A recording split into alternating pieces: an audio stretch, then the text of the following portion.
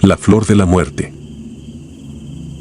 Me llamo Camila y trabajo en un mercado bullicioso en el corazón de la Ciudad de México.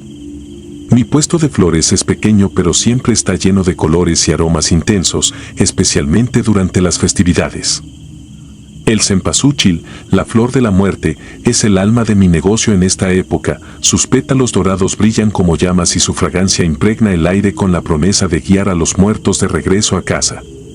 Pero este año, algo era diferente. Lo sentí en el cosquilleo de mis dedos cada vez que cortaba los tallos y en el murmullo bajo del viento que arrastraba fragmentos de hojas secas, como si alguien susurrara un secreto al borde de mi oído. Todo comenzó una tarde lluviosa, justo antes de que el cielo se llenara de las sombras de la noche. Una clienta, una anciana de cabello blanco y piel arrugada como corteza de árbol, se detuvo frente a mi puesto. Sus ojos, oscuros y hundidos, brillaban con una intensidad que me hizo apartar la mirada por un instante.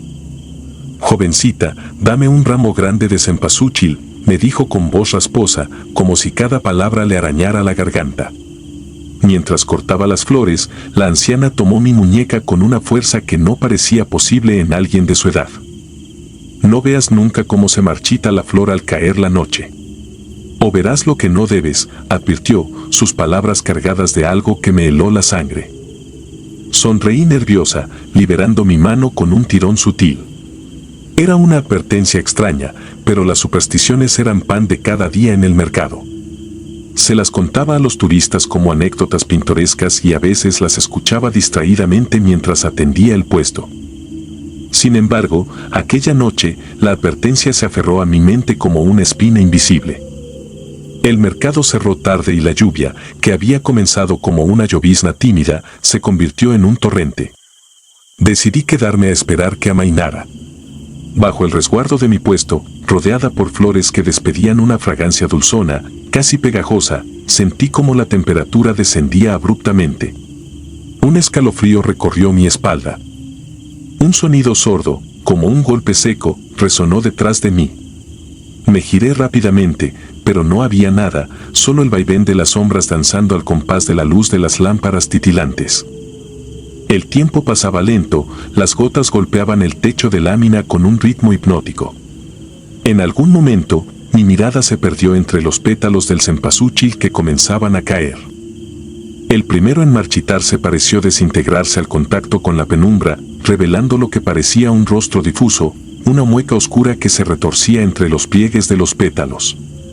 Mis piernas se negaron a moverse, era como si un peso frío me hubiera clavado al suelo. No podía apartar la vista. La sombra del rostro se hizo más clara y, de pronto, lo vi con nitidez. Era una mujer, sus ojos vacíos, tan negros que parecía que la noche misma se reflejaba en ellos. Sus labios se movieron, pero ningún sonido emergió. Sentí como un sudor helado me empapaba la nuca y, por fin, pude dar un paso atrás. Pero el horror no terminó ahí. El aire se volvió denso, cargado de un hedor dulzón y pútrido, como si la flor que apenas había comenzado a marchitarse albergara la esencia de algo muerto y olvidado. Un gélido susurro rozó mi oído, una voz que era un eco, un murmullo sin dueño: «Me encontraste». La voz me dejó paralizada, y mis dedos se crisparon alrededor de una flor caída. Al alzarla, el rostro ya no estaba, pero la sensación de ser observada persistía, como si algo se moviera por los rincones oscuros del mercado. Salí corriendo sin mirar atrás, mis pasos resonaban en el empedrado mojado y las luces anaranjadas se desdibujaban en el aguacero.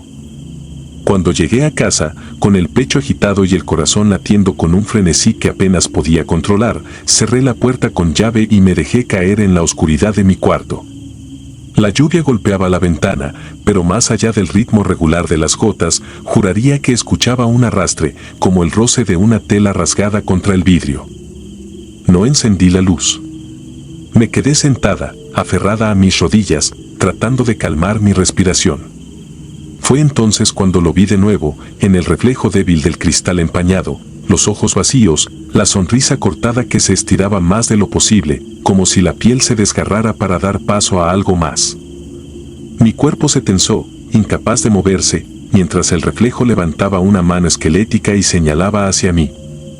«Vienen por ti, Camila». Un susurro. No era un pensamiento propio, sino una voz en mi cabeza que se repetía con una cadencia lenta, empujando mi cordura al límite. Me lancé hacia la cama, tapándome con las sábanas como si fueran una barrera infranqueable. Pero la sombra no desapareció. Sentí un peso, un frío tan intenso que se clavó en mi pecho, dificultando cada inhalación. Horas pasaron. El amanecer llegó arrastrándose con una luz que parecía artificial, incapaz de disipar la negrura que se había asentado en mi habitación.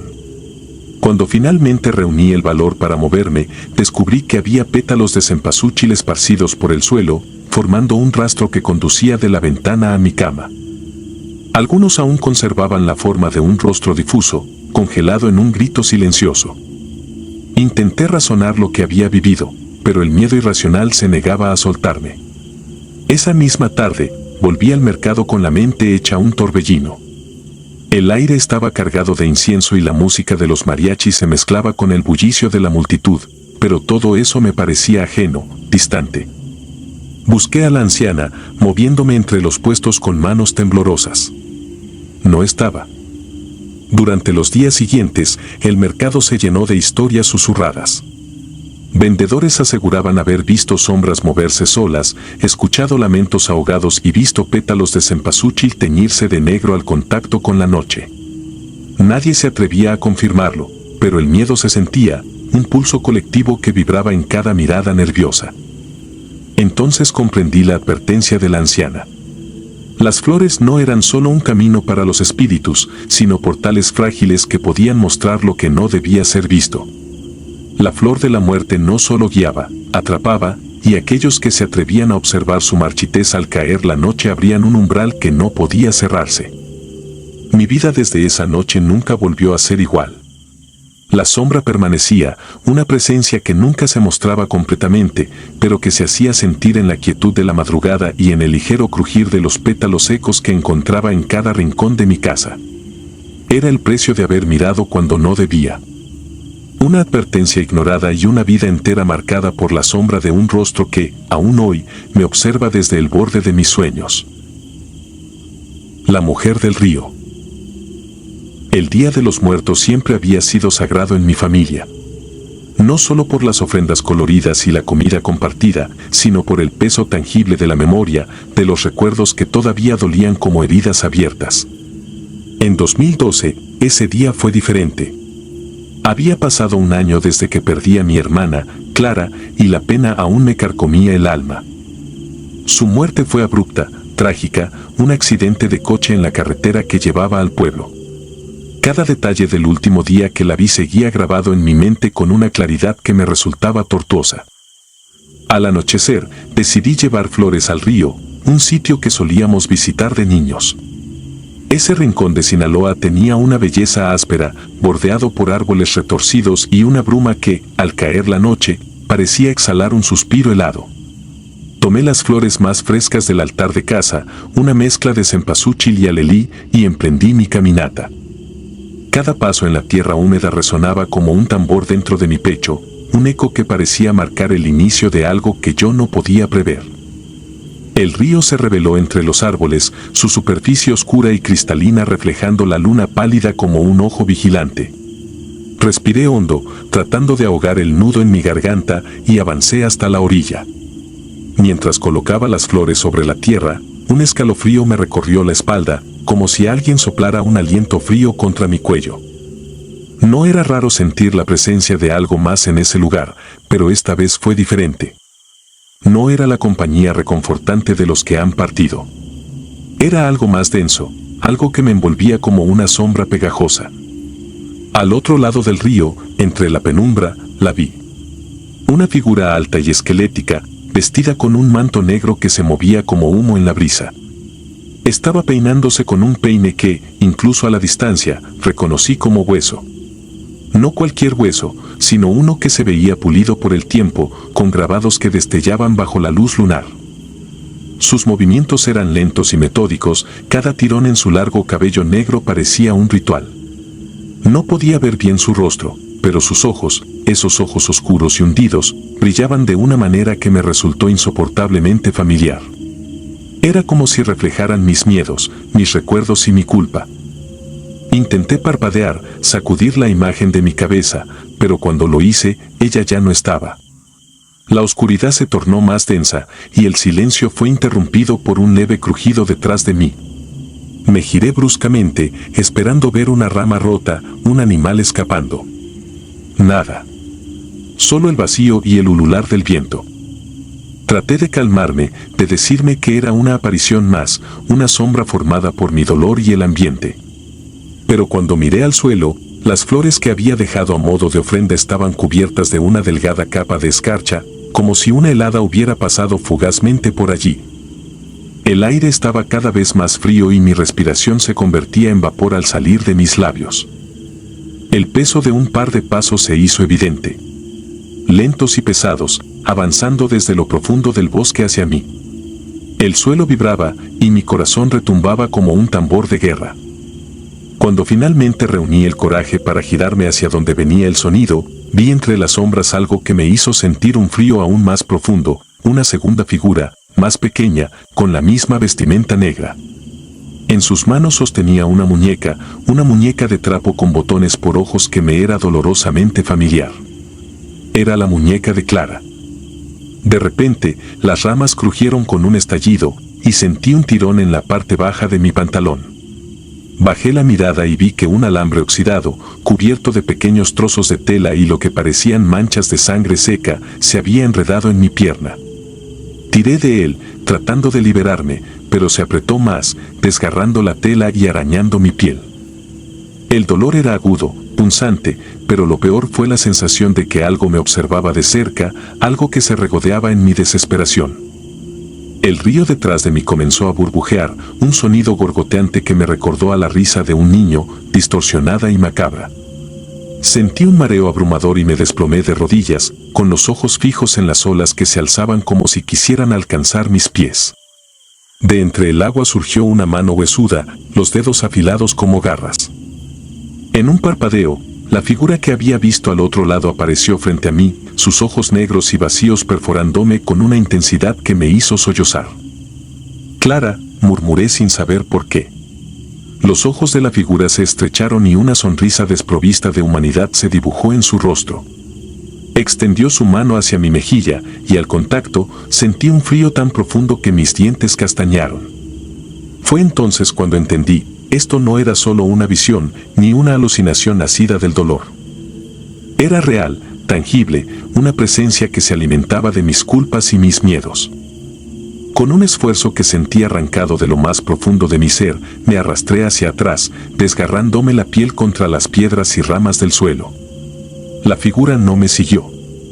Se quedó allí, inmóvil, observándome, mientras su risa, ese gorgoteo macabro, se mezclaba con el susurro del río y el crujido del viento. Cuando finalmente conseguí levantarme y correr, lo hice sin mirar atrás. No importaba que mis piernas temblaran ni que el dolor en mi pierna irradiara a cada paso. Mi única meta era alejarme, correr hasta que la noche y las sombras no pudieran alcanzarme. Llegué a casa con las manos temblorosas y la respiración cortada. La puerta se cerró de golpe detrás de mí, y mis padres, sorprendidos, me vieron como si hubiera visto a la misma muerte. Esa noche no dormí. Me quedé en la sala, observando las velas del altar, viendo cómo las llamas parpadeaban al ritmo de un viento que parecía llevar susurros lejanos. Y en el silencio, mientras el reloj marcaba la medianoche, escuché un último gorgoteo que me hizo cubrirme los oídos. La mañana siguiente desperté en el sofá de la sala, con el cuerpo entumecido y los ojos ardientes por la falta de sueño. Las velas del altar ya se habían consumido casi por completo, dejando pequeñas marcas de cera derretida en la mesa. Un aire pesado y denso impregnaba la casa, como si lo que hubiera visto la noche anterior hubiera decidido seguirme, acechando entre las sombras y las esquinas. Salí al patio buscando un poco de aire fresco. La luz del día se filtraba por las nubes grises, teñida de un tono mortecino que solo intensificaba mi inquietud. Mis padres me miraban con preocupación, pero no me atreví a contarles lo que había pasado. ¿Cómo les explicaría lo que vi sin parecer loco? La figura de la mujer vestida de negro, el sonido burbujeante del río, el tirón de aquel alambre que aún dolía como una herida abierta. Todo parecía una pesadilla que se negaba a desvanecerse.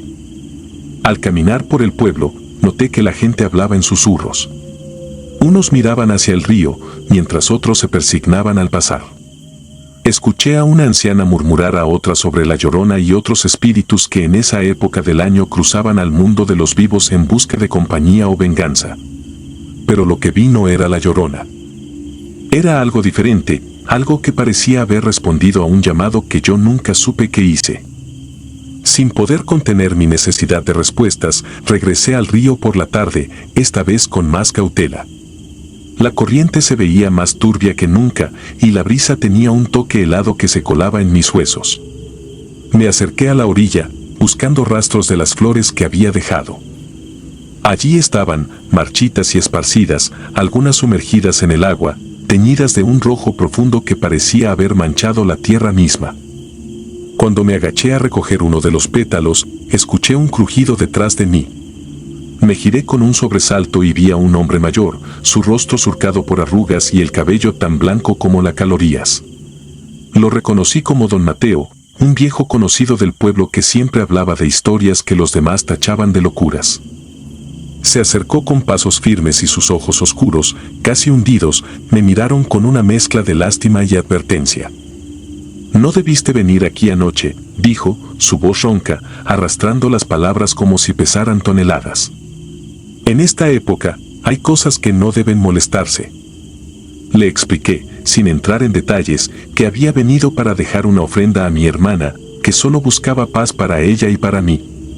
Don Mateo negó lentamente con la cabeza, su rostro volviéndose sombrío. «Eso que viste no es tu hermana. No es nada bueno. Aquí se dice que cuando el dolor es muy grande y la culpa muy profunda, otros seres responden al llamado.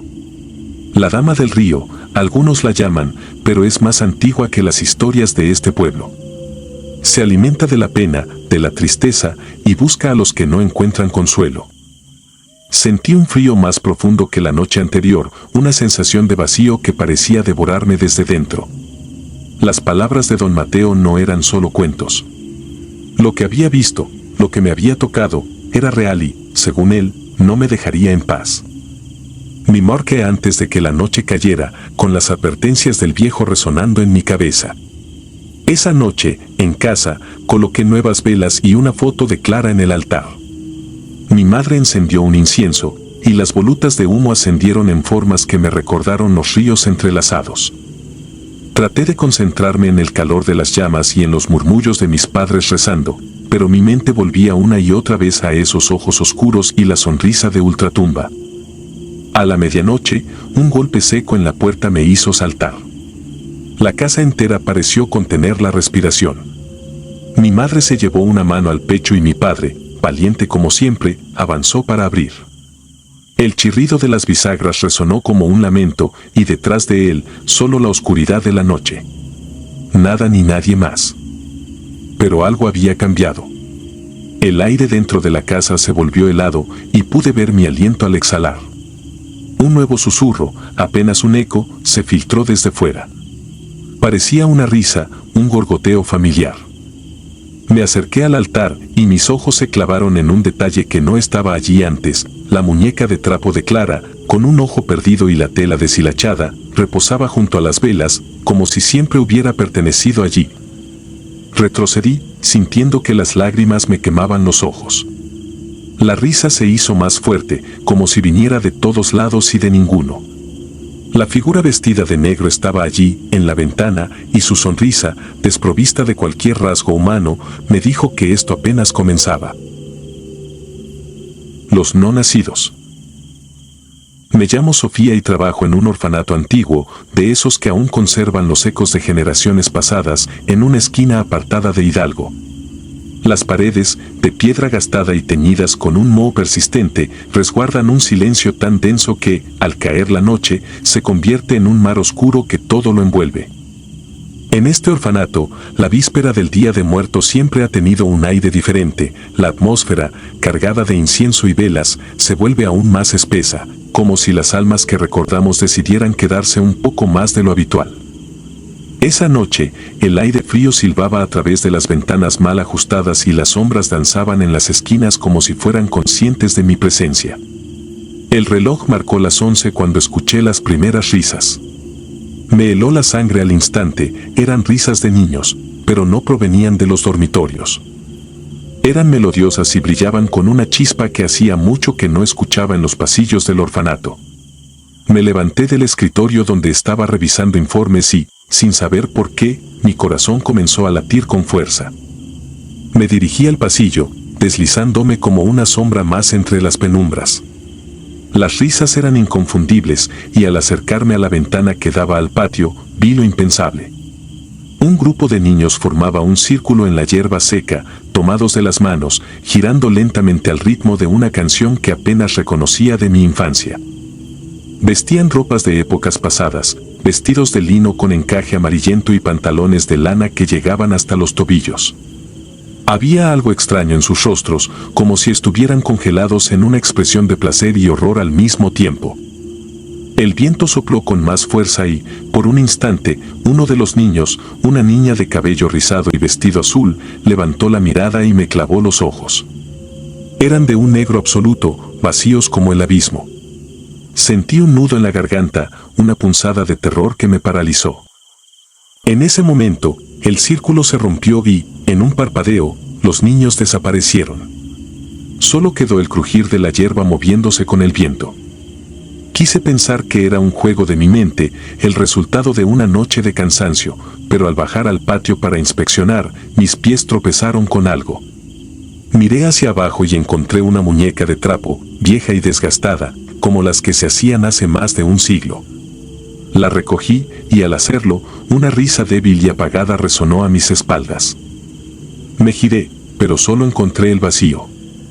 Volví al interior, cerrando la puerta con un golpe que resonó como un disparo.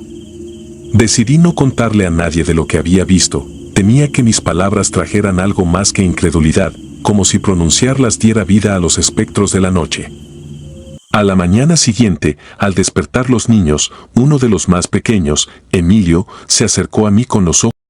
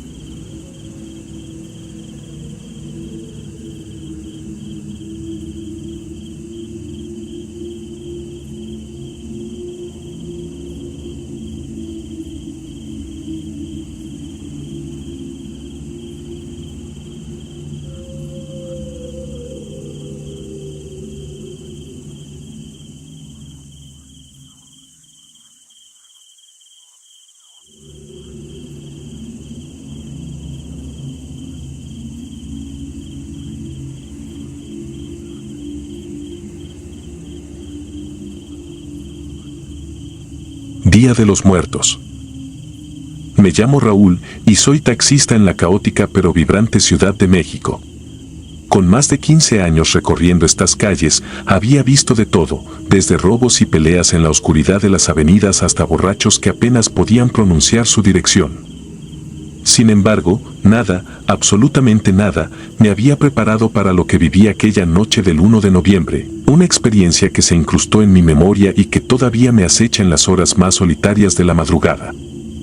Eran las 10 de la noche cuando la ciudad parecía respirar al ritmo de las velas y flores de cempasúchil que adornaban las aceras. El olor a incienso flotaba en el aire, recordando a todos que la línea entre los vivos y los muertos se desdibujaba en esas horas sagradas. El tráfico había menguado, y las calles estaban teñidas de sombras alargadas por la tenue luz de los altares. Recibí una llamada de la central informándome que un cliente me esperaba en la esquina de un antiguo barrio, uno que recordaba vagamente por las historias de mi infancia. Me dirigí hacia allí, sintiendo un escalofrío inexplicable en la espalda. Al girar en una calle estrecha, noté que estaba vacía, envuelta en un silencio que se sentía denso, casi tangible. Fue entonces cuando la vi. Una anciana de cabellos blancos y revueltos, vestida con un antiguo rebozo negro que la cubría casi por completo, levantó la mano para hacerme una señal. Sus ojos, oscuros y brillantes, capturaron la luz de los faros del taxi y, por un segundo, creí ver en ellos una chispa de reconocimiento. No sé por qué, pero mi instinto me decía que había algo profundamente erróneo en ella. Sin embargo, mi lógica se impuso y detuve el auto a su lado. ¿A dónde va, señora?, pregunté, sin atreverme a mirarla demasiado tiempo. A la colonia Santa Muerte, por favor, respondió con una voz rasposa, casi un susurro que se me metió en los huesos. El problema era que la colonia Santa Muerte ya no existía. Había sido demolida décadas atrás tras un derrumbe que dejó a decenas bajo los escombros. Aún así, asentí, sintiéndome incapaz de rechazarla. La anciana subió al auto con movimientos lentos, y al instante un aroma antiguo y dulzón impregnó el interior. No era perfume, sino algo más rancio, una mezcla de humedad y flores marchitas. Comencé a manejar en dirección al lugar donde alguna vez estuvo esa colonia, tratando de no pensar en lo absurdo que era el encargo. El silencio era tan pesado que el rugir del motor parecía un grito desesperado. A cada cruce de calle, el sonido de las festividades se alejaba, sumergiéndome en un manto de inquietud. Al llegar a lo que quedaba de la colonia, un terreno baldío rodeado por muros grafiteados y enredaderas, reduje la velocidad y me giré para decirle a la mujer que habíamos llegado. Pero el asiento trasero estaba vacío. El corazón me dio un vuelco, bombeando un terror helado por mis venas. Revisé los retrovisores y miré a mi alrededor. No había señal de ella. Sin embargo, sobre el asiento de cuero, ahora vacío, reposaba un rosario antiguo, hecho de cuentas de madera pulida y un crucifijo ennegrecido por el tiempo. Lo tomé con manos temblorosas, y al hacerlo, una ráfaga de aire frío me envolvió, seguida de un murmullo distante, como un lamento colectivo. De repente, una sombra se movió en el borde de mi visión. Me giré rápidamente hacia el espejo lateral y pude jurar que vi la silueta de la anciana caminando por el terreno baldío, perdiéndose entre las sombras. Un sudor frío me cubrió la frente mientras una sensación de irrealidad me invadía. Me estaba volviendo loco, pensé. Salí del auto, incapaz de ignorar el instinto de seguirla. Cada paso en el terreno era como caminar sobre un cementerio recién excavado. El suelo crujía y cedía, soltando un olor terroso y agrio. La neblina que se levantaba parecía cobrar vida, danzando en formas espirales que me rodeaban, entorpeciendo mi visión. La oscuridad se espesaba, y el único sonido era el de mi respiración entrecortada. Entonces, un eco de risas se filtró en el aire. No era un sonido alegre, sino algo hueco, sin alma. Me detuve en seco, dándome cuenta de que no estaba solo.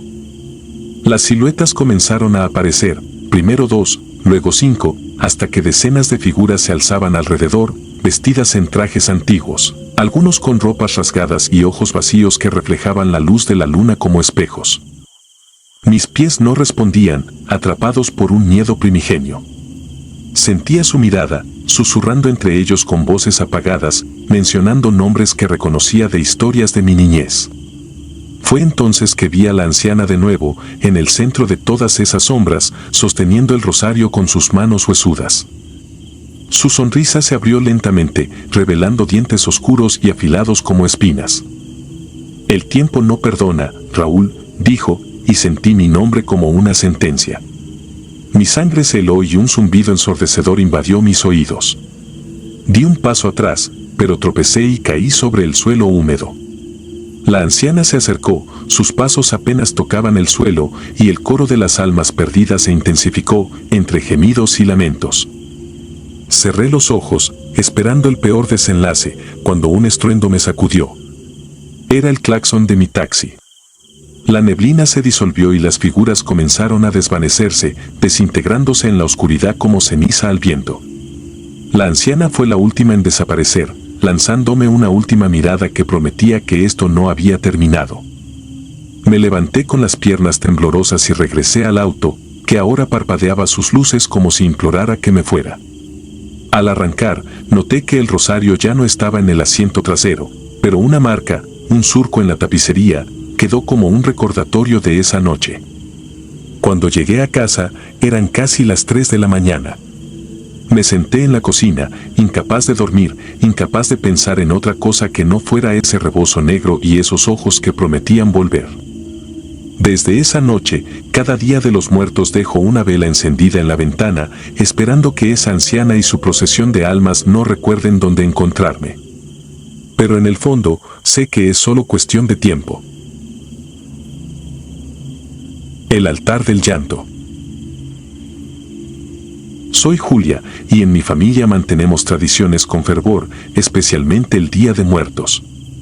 Para nosotros, no es solo una festividad, sino un ritual sagrado que nos conecta con nuestros ancestros y difuntos. Vivimos en un pequeño pueblo en Nayarit, donde el aire mismo parece teñirse de un susurro místico durante esas noches.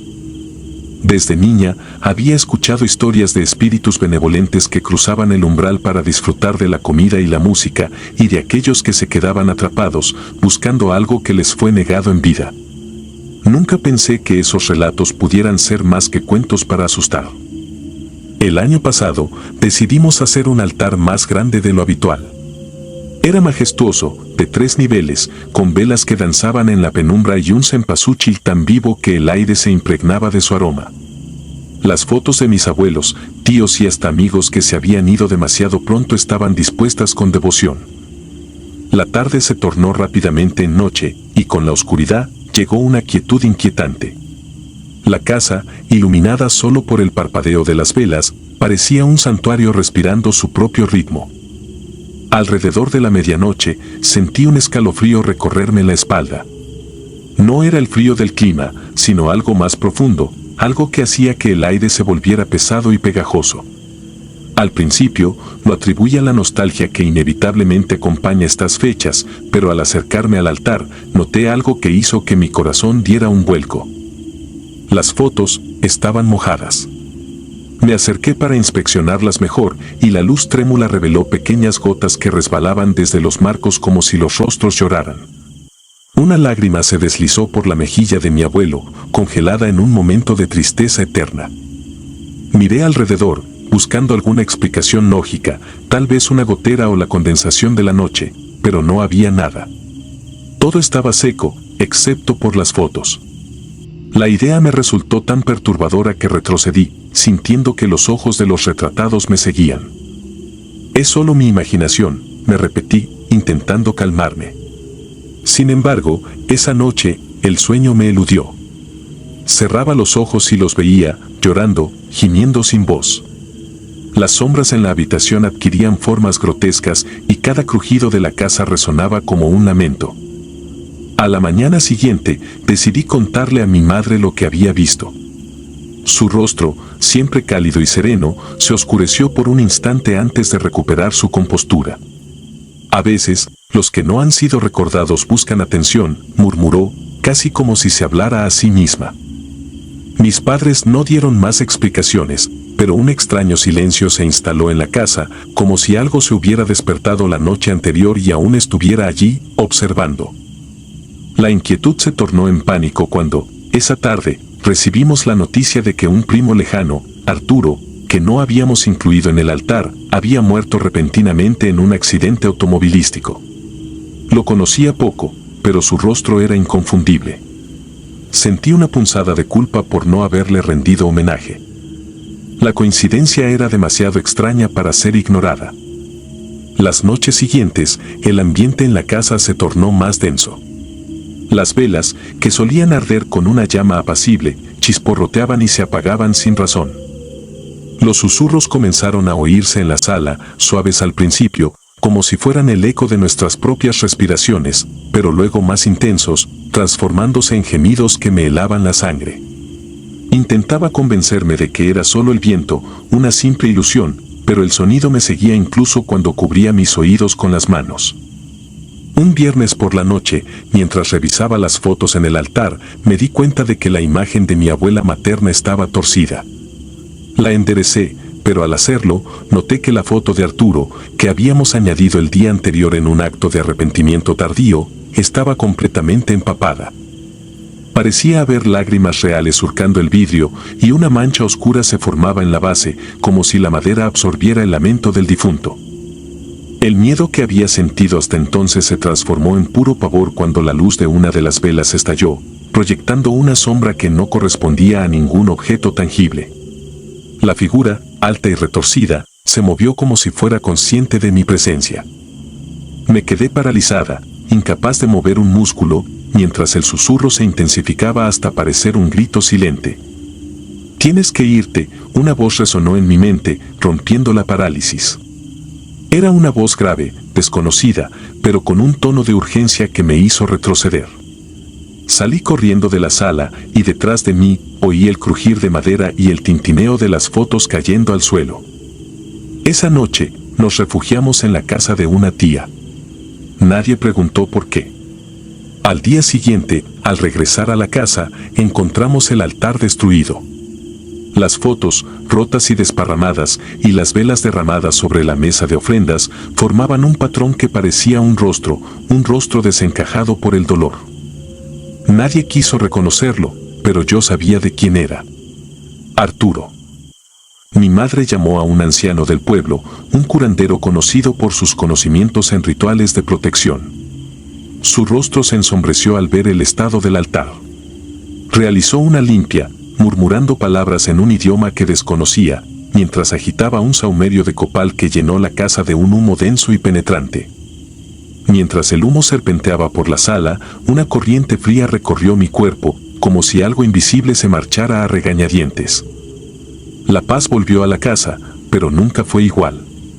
Las noches se sintieron más vacías, como si alguien hubiese sido expulsado y, al hacerlo, hubiésemos perdido algo valioso.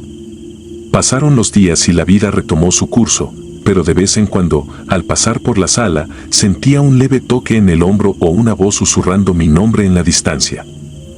Desde entonces, cada día de muertos, coloco una foto de Arturo en el altar, no por tradición, sino por miedo.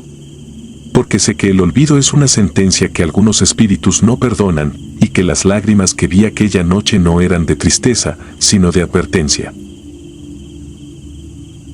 El ángel de la piedad. Me llamo Ignacio, y por más de 20 años he trabajado como velador en el viejo cementerio de mi pueblo en Michoacán. Cada noche he patrullado sus angostos senderos de piedra y tierra, iluminados apenas por las lámparas de aceite que sobreviven al paso del tiempo. Pero la noche del 2 de noviembre, el Día de los Muertos, marcó un antes y un después en mi vida, dejándome una herida en la mente que jamás cicatrizará. El aire de esa noche estaba denso, impregnado con el aroma dulce del cempasúchil y el humo de incienso que los habitantes encendían para guiar a las almas de sus difuntos. Las luces titilantes de las veladoras salpicaban el paisaje con un resplandor cálido y trémulo, mientras sus sombras danzaban como espíritus inquietos sobre las lápidas.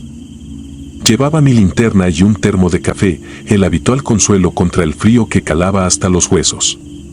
Mis botas crujían sobre la grava y cada sonido se amplificaba en el silencio del camposanto, creando ecos que parecían murmullos de otro tiempo. Me detuve frente a la tumba de un niño que había fallecido en circunstancias misteriosas. Su madre, una anciana de cabellos blancos y ojos opacos, solía visitarlo cada semana. Aquella noche, sin embargo, no había rastro de ella. Solo un silencio inquebrantable y una corona de flores marchitas. La brisa comenzó a soplar de forma inusual, fría y amarga, como si exhalara desde la boca de algo hambriento. Un escalofrío subió por mi espina dorsal y me hizo estremecerme. Traté de ignorarlo. Pero entonces, la vi. A lo lejos, una figura borrosa se materializó entre las sombras. Parecía una mujer, de pie frente a una tumba sin nombre, bajo la luz temblorosa de la luna que comenzaba a emerger entre las nubes grises. La curiosidad, mezclada con un miedo inexplicable, me impulsó a acercarme. No oí sus pasos, porque no caminaba, flotaba. La tierra húmeda bajo ella permanecía intacta, como si ni siquiera existiera para sus pies. Mi respiración se volvió errática y el calor de la linterna en mi mano se desvaneció, reemplazado por un sudor helado que me hizo temblar. Cuando estuve a unos pocos metros, la figura giró lentamente la cabeza. Lo que vi me paralizó. Su rostro era una calavera, pero no era seca y hueca. Los ojos, grandes y oscuros, destilaban lágrimas negras, brillantes como obsidiana líquida. Sentí que el suelo se disolvía bajo mis pies y el peso del pavor me aplastaba el pecho. Intenté retroceder, pero mis piernas se habían anclado al suelo, como si raíces invisibles las ataran. Los lamentos empezaron, suaves al principio, como un susurro que apenas podía diferenciarse del murmullo del viento. Pero entonces aumentaron en intensidad y reconocí una especie de cántico antiguo, lleno de dolor y súplica. Era ella, la mujer de ojos llorosos, que movía los labios en un idioma que nunca había escuchado, y cada palabra resonaba como un clavo siendo martillado en mi conciencia. Las lágrimas negras caían de sus ojos y se hundían en la tierra, donde las flores marchitas volvían a la vida por un breve momento antes de ennegrecerse y pudrirse de inmediato. El aire olía a muerte y descomposición, una mezcla que se clavaba en mi nariz y revolvía mi estómago. La figura alzó una mano delgada y esquelética, señalándome con un dedo que parecía hecho de hueso puro, pero que resumaba un líquido aceitoso y oscuro. Fuera, quise gritar, pero el sonido murió en mi garganta. No podía emitir ni un solo gemido.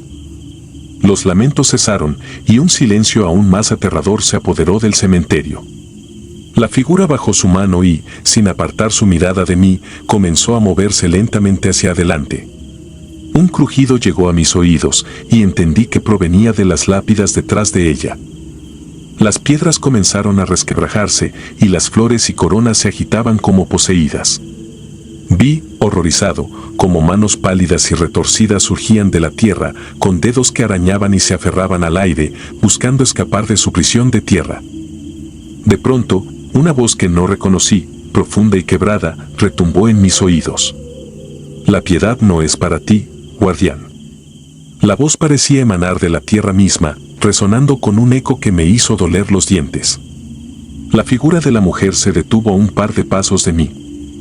Sus lágrimas negras continuaban fluyendo, y cada gota que tocaba el suelo hacía que los cadáveres bajo mis pies se retorcieran en un frenesí. Logré retroceder un paso, solo para tropezar y caer de espaldas sobre el suelo frío y húmedo. Mi linterna rodó lejos, apagándose, y me vi envuelto en una oscuridad total. Mis ojos buscaban desesperadamente una salida, alguna señal de que aún podía escapar de esa pesadilla. Pero solo encontré su rostro, inclinado sobre mí, tan cerca que pude ver las grietas en sus huesos y oler la muerte en su aliento. El miedo me hizo perder la conciencia, o al menos, eso creo. Porque lo siguiente que supe fue que me desperté tendido en el suelo, con el alba comenzando a teñir el horizonte de un gris apagado. A mi alrededor, el cementerio estaba en silencio otra vez, como si nada hubiera pasado. Pero los surcos en la tierra y las lápidas rotas eran testigos de que mi encuentro con el ángel de la piedad no había sido un sueño. Desde ese día, algo en mí cambió. A menudo despierto por la noche, con la sensación de que los ojos oscuros y llorosos de aquella figura aún me observan desde las sombras de mi habitación. Nadie me cree cuando cuento la historia, Piensan que el trabajo y las largas noches han comenzado a afectarme.